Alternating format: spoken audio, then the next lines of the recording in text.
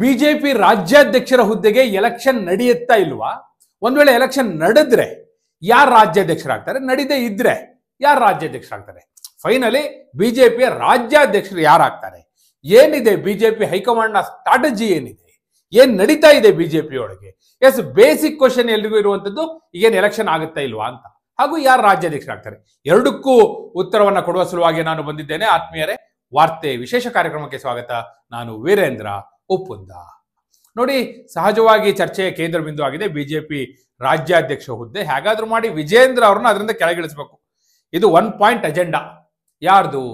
Basanagouda Patil Yatnal and team. ಅದಕ್ಕೋಸ್ಕರನೇ ಅವ್ರು ಹೋರಾಟ ಮಾಡ್ತಿದ್ದಾರೆ. ವಕ್ಫ್ ಹೋರಾಟದ ಜೊತೆಗೆ ಪ್ಯಾರಲಲ್ ಆಗಿ ಈ ಹೋರಾಟ ಕೂಡ ನಡೀತಾ ಇದೆ. ಇದೇನೀಗ ರಹಸ್ಯವಾಗಿ ಉಳಿದಿಲ್ಲ. ಅವರು ವಕ್ಫ್ ಹೋರಾಟ ಅನ್ನೋದು ಮೇಲ್ನೋಟಕ್ಕೆ ಒಳಗೆ ನಡೀತಿರೋದು ರಾಜ್ಯಾಧ್ಯಕ್ಷ ಹುದ್ದೆಯ ಚುನಾವಣೆಗೆ ತಯಾರಿ. ಹಾಗಾದ್ರೆ ಚುನಾವಣೆ ನಡೆಯುತ್ತಾ?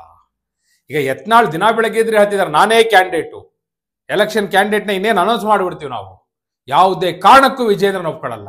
ಏನ್ ವಿಜೇಂದ್ರನ್ ಬೈಯೋದಂದ್ರೆ ಅದು ಕೊನೆಯಲ್ಲ ಬಿಡಿ, ಬಚ್ಚ ಗಿಚ್ಚ ಎಲ್ಲ ಹೇಳಾಯ್ತು ಅವರು. ಈಗ ಬಹಳ ಮುಖ್ಯವಾಗಿ ಚುನಾವಣೆಗೆ ಈ ಕಡೆ ವಿಜೇಂದ್ರನ್ ರೆಡಿ ಅಂತಿದಾರಲ್ಲ, ಆಗ್ಲಿ ಎಲೆಕ್ಷನ್ ಅಂತಿದಾರಲ್ಲ, ಅಂದ್ರೆ ನಿಜವಾಗಿಯೂ ಎಲೆಕ್ಷನ್ ಆಗುತ್ತಾ? ನೋಡಿ, ಇದಕ್ಕೆ 2 ಉತ್ತರ ಇದೆ ಮತ್ತು ಸ್ಪಷ್ಟವಾದ ಉತ್ತರ. ನೋಡಿ, ನಾನು ಬಹಳ ಸ್ಪಷ್ಟವಾಗಿ ಹೇಳ್ತೀನಿ, ಎಲೆಕ್ಷನ್ ನಡೆದೇ ನಡೆಯುತ್ತೆ. ನೀವು ಇದನ್ನ ನಾನು ಹೇಳಿದ್ದನ್ನು ನೆನ್ಪಿಟ್ಕೊಳ್ಳಿ. ಚುನಾವಣೆ ನಡೆದೇ ನಡೆಯುತ್ತೆ. ಬರ್ತಾರೆ, ಕೇಂದ್ರದಿಂದ ವೀಕ್ಷಕರು ಬರ್ತಾರೆ, ಚುನಾವಣಾ ಉಸ್ತುವಾರಿ ಬರ್ತಾರೆ, ಕೋರ್ ಕಮಿಟಿ ಜೊತೆ ಸಭೆ ಮಾಡ್ತಾರೆ, ಅದಾದ ನಂತರ ಪ್ರಮುಖರ ಜೊತೆ ಸಭೆಯನ್ನು ಮಾಡ್ತಾರೆ, ಎಲೆಕ್ಷನ್ ಪ್ರೋಸೆಸ್ ನ ಆರಂಭ ಮಾಡ್ತಾರೆ, ನಾಮಪತ್ರಗಳ ಸಲ್ಲಿಕೆ ಆಗುತ್ತೆ. ಆದ್ರೆ ಇದಕ್ಕೂ ಮೊದಲೇ ಹಿನ್ನೆಲೆಯಲ್ಲಿ ಏನಾಗುತ್ತೆ, ಇದು ಬಹಳ ಮುಖ್ಯ. ಹಿನ್ನೆಲೆಯಲ್ಲಿ ಏನಾಗುತ್ತೆ ಅಂದ್ರೆ, ಚುನಾವಣೆ ಪ್ರಕ್ರಿಯೆ ಆರಂಭಕ್ಕೂ ಮೊದಲೇ ಯಾರು ನಾಮಿನೇಷನ್ ಸಲ್ಲಿಕೆ ಮಾಡಬೇಕು ಅನ್ನೋದನ್ನ ಡಿಸೈಡ್ ಮಾಡಿರುತ್ತೆ ಹೈಕಮಾಂಡ್. ಒಂದೇ ನಾಮಪತ್ರ ಸಲ್ಲಿಕೆ ಆಗುತ್ತೆ. ಚುನಾವಣೆ ನಡೆಯುತ್ತೆ, ಒಂದೇ ನಾಮಪತ್ರ ಸಲ್ಲಿಕೆ ಆಗುತ್ತೆ, ಹಾಗೂ ಒಂದೇ ನಾಮಪತ್ರ ಸಲ್ಲಿಕೆ ಆಗಿರೋದ್ರಿಂದ ಯಾವುದೇ ವಿರೋಧ ಇಲ್ಲ, ಅವಿರೋಧವಾಗಿ ಆಯ್ಕೆ ಆಗಿದ್ದಾರೆ ಅಂತ ಅನೌನ್ಸ್ ಮಾಡ್ತಾರೆ. ಅಲ್ಲಿಗೆ ಎಲೆಕ್ಷನ್ ನಡೆಯುತ್ತೆ, ವೋಟಿಂಗ್ ವರ್ಗೂ ಹೋಗಲ್ಲ, ವೋಟಿಂಗ್ ನಡೆಯಲ್ಲ. ಇಲ್ಲಿಯವರೆಗೂ ಕೂಡ ಅದೇ ಪದ್ಧತಿ ನಡ್ಕೊಂಡ್ ಬಂದಿರೋದು, ಈ ಬಾರಿಯೂ ಅದೇ ಆಗುತ್ತೆ. ಎಲೆಕ್ಷನ್ ಅಂದ್ರೆ ಏನು? ಅದು ಪ್ರೋಸೆಸ್, ಅದು ಒಬ್ಬರನ್ನ ಆಯ್ಕೆ ಮಾಡುವ ಪ್ರಕ್ರಿಯೆ. ಅದನ್ನ ಅವಿರೋಧವಾಗಿಯೂ ಆಯ್ಕೆ ಮಾಡಬಹುದು, ಮತದಾನದ ಮೂಲಕವೂ ಆಯ್ಕೆ ಮಾಡಬಹುದು. ಈ ಬಾರಿಯೂ ಕೂಡ ಅವಿರೋಧವಾಗಿಯೇ ಆಯ್ಕೆ ಆಗುತ್ತೆ. ಹಾಗಾದ್ರೆ ಯಾರಾಗ್ತಾರೆ ರಾಜ್ಯಾಧ್ಯಕ್ಷರು?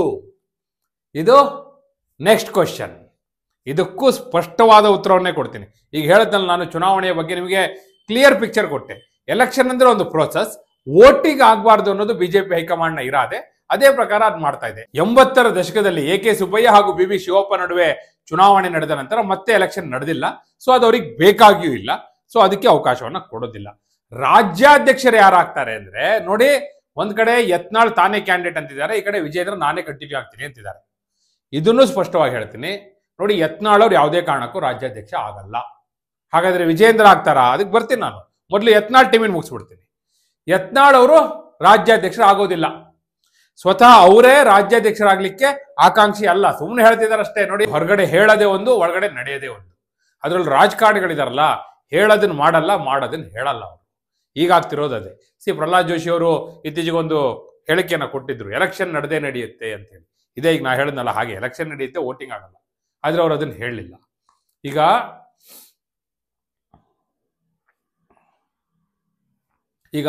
ಯತ್ನಾಳ್ ಕೂಡ ತಾನೇ ಕ್ಯಾಂಡಿಡೇಟು, ಎಲೆಕ್ಷನ್ ಆಗುತ್ತೆ ಅಂತ ಹೇಳೋದೇನು ಗೊತ್ತಾ? ಇನ್ಫ್ಯಾಕ್ಟ್ ಅವರಿಗೂ ಎಲೆಕ್ಷನ್ ಬೇಕಾಗಿಲ್ಲ, ಈ ಕಡೆ ವಿಜೇಂದ್ರ ಅಂಡ್ ಟೀಮ್ಗೂ ಎಲೆಕ್ಷನ್ ಬೇಕಾಗಿಲ್ಲ, ಹೈಕಮಾಂಡ್ಗೂ ಎಲೆಕ್ಷನ್ ಬೇಕಾಗಿಲ್ಲ, ಯಾರಿಗೂ ಎಲೆಕ್ಷನ್ ಆಗೋದು ಬೇಕಾಗಿಲ್ಲ.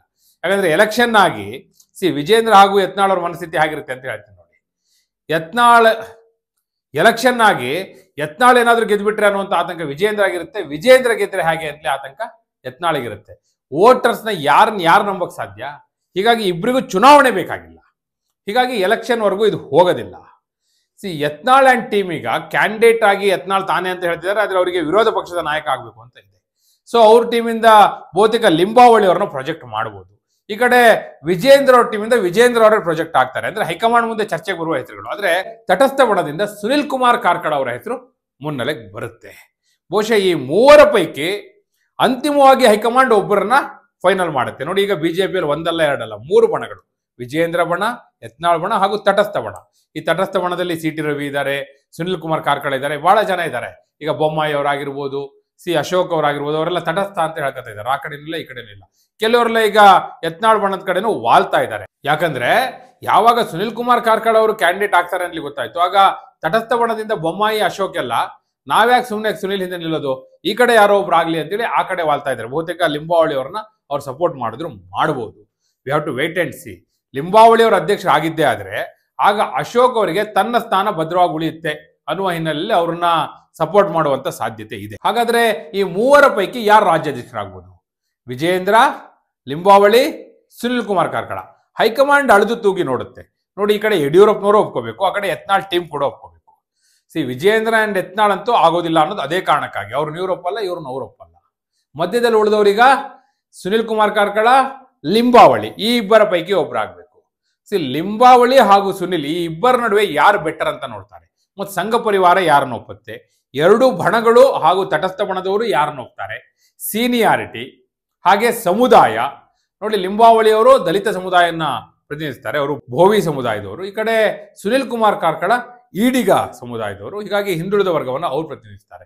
ಈ ಎರಡೂ ಸಮುದಾಯಗಳ ಪೈಕಿ ಒಂದಕ್ಕೆ ಕೊಡಬೇಕು ಅನ್ನುವ ಹಿನ್ನೆಲೆಯಲ್ಲಿ ಈಗ ಸಾಮಾಜಿಕ ನ್ಯಾಯದ ಅನ್ವಯ ನಾವು ರಾಜ್ಯಾಧ್ಯಕ್ಷರನ್ನ ಆಯ್ಕೆ ಮಾಡ್ತೇವೆ ಅಂತ ಹೇಳ್ತಾ ಇರುವಂಥದ್ದು. ಆ ದೃಷ್ಟಿಯಿಂದ ಈ ಇಬ್ಬರ ಪೈಕಿ ಒಬ್ಬರನ್ನ ಫೈನಲ್ ಮಾಡುವಂತ ಹಂತಕ್ಕೆ ಈಗ ಬಂದು ನಿಂತಿದೆ. ಬಹುತೇಕ ಸೀನಿಯರ್ಗಳೆಲ್ಲ ಲಿಂಬಾವಳಿ ಅವ್ರನ್ನೇ ಸಪೋರ್ಟ್ ಮಾಡ್ಬೋದು. ಯಾಕಂದ್ರೆ ಸುನಿಲ್ ಇನ್ನೂ ಕೂಡ ಯಂಗ್ ಅನ್ನುವ ಕಾರಣಕ್ಕಾಗಿ. ಬಹುತೇಕರಿಗೆ ಮಾಜಿ ಮುಖ್ಯಮಂತ್ರಿ ಬಸವರಾಜ ಬೊಮ್ಮಾಯಿ ಅವರು, ಅಶೋಕ್ ಅವರು, ಇವರೆಲ್ಲ ಸುನಿಲ್ ಕೈ ಕೆಳಗೆ ಅವರು ರಾಜ್ಯಾಧ್ಯಕ್ಷರಾಗಿದ್ದು ಈಗ ವಿಜಯೇಂದ್ರನ್ನೇ ಅವರಿಗೆ ಒಪ್ಕೊಳಕ್ಕಾಗಿಲ್ಲ. ಹೀಗಿರುವಾಗ ಸುನಿಲ್ ಕೈ ಕೆಳಗೆ ಅನ್ನೋದು ಒಂದು ಸಹಜವಾಗಿ ಬರುತ್ತೆ, ಯಾರಿಗಾದ್ರೂ ಬರುವಂತದ್ದೇ.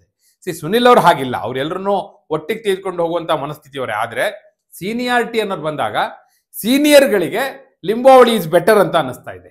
ಹೀಗಾಗಿ ಲಿಂಬಾವಳಿ ಅವರಿಗೆ ಅವಕಾಶ ಸಿಗುವಂತ ಸಾಧ್ಯತೆ ಮೇಲ್ನೋಟಕ್ಕೆ ನಿಚ್ಚಳವಾಗಿ ಗೋಚರಿಸ್ತಾ ಇದೆ. ಆದ್ರೆ ಅಂತಿಮವಾಗಿ ಹೈಕಮಾಂಡ್ ಹಾಗೂ ಸಂಘ ಪರಿವಾರ ಯಾವ ತೀರ್ಮಾನವನ್ನು ಕೈಗೊಳ್ಳುತ್ತೆ ಅದನ್ನ ಆಧರಿಸಿ ರಾಜ್ಯಾಧ್ಯಕ್ಷರ ಘೋಷಣೆ ಆಗುತ್ತೆ ಅನ್ನುವಂಥದ್ದು. ನಿಮ್ಮ ಪ್ರಕಾರ ಯಾರಾಗಬಹುದು? ನೋಡಿ, ಇವರಲ್ಲದೆ ಸರ್ಪ್ರೈಸ್ ಕ್ಯಾಂಡಿಡೇಟ್ ಕೂಡ ಯಾರು ಬೇಕಾದ್ರೂ ಆಗ್ಬೋದು. ಶೋಭಾ ಕರಂದ್ಲಾಜೆ ಅವರು ಬರ್ಬೋದು, ದೇರ್ ಇಸ್ ಚಾನ್ಸ್, ಇಲ್ಲ ಅಂತ ಹೇಳಲಿಕ್ಕೆ ಆಗೋದಿಲ್ಲ. ಹೈಕಮಾಂಡ್ ಮನ್ಸು ಮಾಡಿದ್ರೆ ಅವ್ರ ರಾಜ್ಯಕ್ಕೆ ಬಂದರೂ ಬರ್ಬೋದು. ಸಿ ಟಿ ರವಿ ತಮ್ಮ ಪ್ರಯತ್ನವನ್ನು ಮುಂದುವರಿಸ್ತಾ ಇದ್ದಾರೆ. ಯಾರಿಗ್ ಗೊತ್ತು, ಕೆಲವು ಸರ್ಪ್ರೈಸಸ್ಗಳು ಇರುವಂತ ಸಾಧ್ಯತೆ ಇರುತ್ತೆ. ಆದ್ರೆ ಈಗ ಮೇಲ್ನೋಟಕ್ಕೆ ಕಾಣುವ ಹಾಗೆ ನಾ ಹೇಳ್ತಾ ಇದ್ದೀನಿ, ಲಿಂಬಾವಳಿ ಅವರು ಈಗ ಫ್ರಂಟ್ ರನ್ನರ್ ನನ್ನ ಪ್ರಕಾರ. ನಿಮ್ಮ ಪ್ರಕಾರ ಯಾರಾಗಬಹುದು ರಾಜ್ಯಾಧ್ಯಕ್ಷರು? ಬಿಜೆಪಿ ರಾಜ್ಯಾಧ್ಯಕ್ಷ ಸ್ಥಾನಕ್ಕೆ ಯಾರು ಸೂಕ್ತ ಅಂತ ನೀವು ಭಾವಿಸ್ತೀರಿ? ನಿಮ್ಮ ಅಭಿಪ್ರಾಯವನ್ನ ಕಮೆಂಟ್ ಮೂಲಕ ತಿಳಿಸಿ. ಹಾಗೆ ನೀವಿನ್ನು ವಾರ್ತೆ ಚಾನಲ್ನ ಸಬ್ಸ್ಕ್ರೈಬ್ ಮಾಡಿಲ್ಲ ಅಂದ್ರೆ ಈಗಲೇ ಸಬ್ಸ್ಕ್ರೈಬ್ ಮಾಡಿ. ಧನ್ಯವಾದ.